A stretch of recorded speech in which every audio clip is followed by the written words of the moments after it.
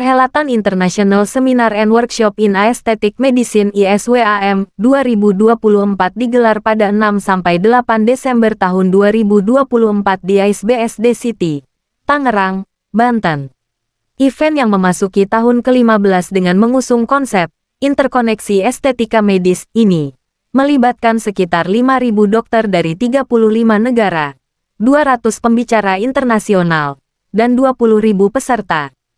Menurut CEO ISWAM dan World President of ISWAM, Prof. Dr. Teguh Tanuwijaya, M. Biomed AM, ISWAM 2024 menjadi salah satu konferensi estetika medis terbesar di dunia yang menghadirkan lebih dari 500 gerai di pameran.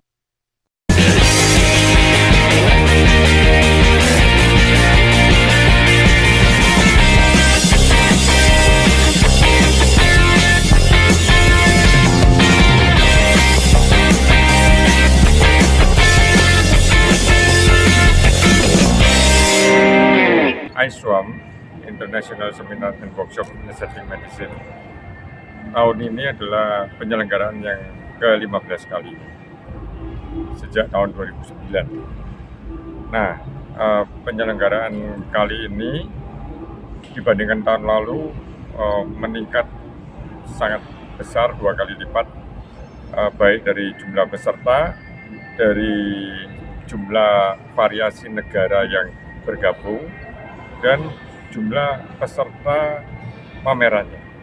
Jadi kali ini jumlah negara yang bergabung di dalam penyelenggaraan ISWAM ini ada 35 negara, dan pesertanya lebih dari 5.000 orang dokter, dan pengunjungnya termasuk yang bukan dokter itu ada 20.000 lebih orang, yang membuat menjadi terbesar di dunia saat ini adalah jumlah pamerannya.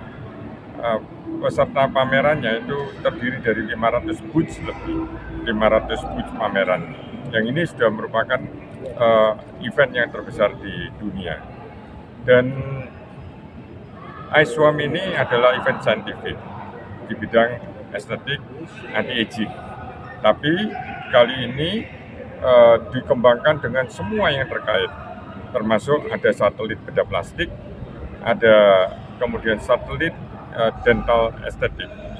Nah, yang sangat membuat kami merasa istimewa, bangga, adalah dukungan bantuan dari Kementerian Kesehatan, dalam hal ini Pak Menteri Kesehatan. Jadi di dalam rangkaian penyelenggaraan ISWAM tanggal 6-8 Desember 2024 ini ada kegiatan yang disebut sebagai kegiatan pre-kongres. Nah, pre-kongres ini diselenggarakan dengan konsep cadaver dissection, fresh cadaver dissection. Artinya cadaver itu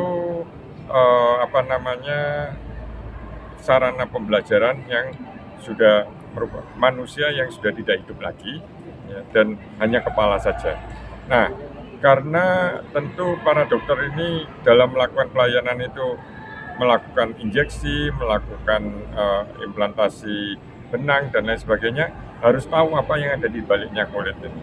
Nah, oleh karena itu didatangkan kadaver kepala saja yang kualitasnya sangat bagus, artinya menyerupai kualitas kulit dan organ manusia hidup, yang didatangkan dari Spanyol.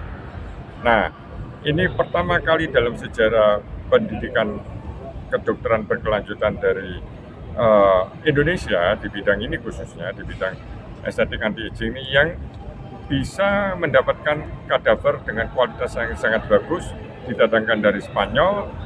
Itu baru terjadi tahun ini dengan dukungan dan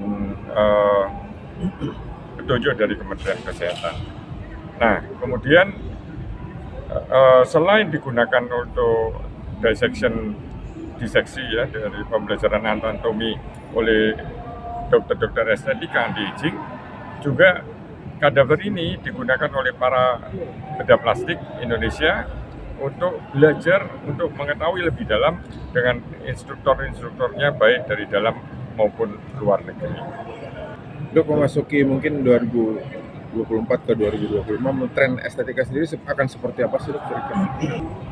Pelayanan estetika anti-aging ini bukan lagi monopoli dari kalangan kelas atas aja seperti beberapa tahun yang lalu. Semua kalangan masyarakat ternyata membutuhkan layanan estetik anti-aging medicine ini. Sehingga saat ini ada 4.000 klinik estetika anti-aging yang tersebar di seluruh Indonesia. Ternyata belum cukup untuk melayani masyarakat di bidang ini, di bidang estetika anti-aging ini.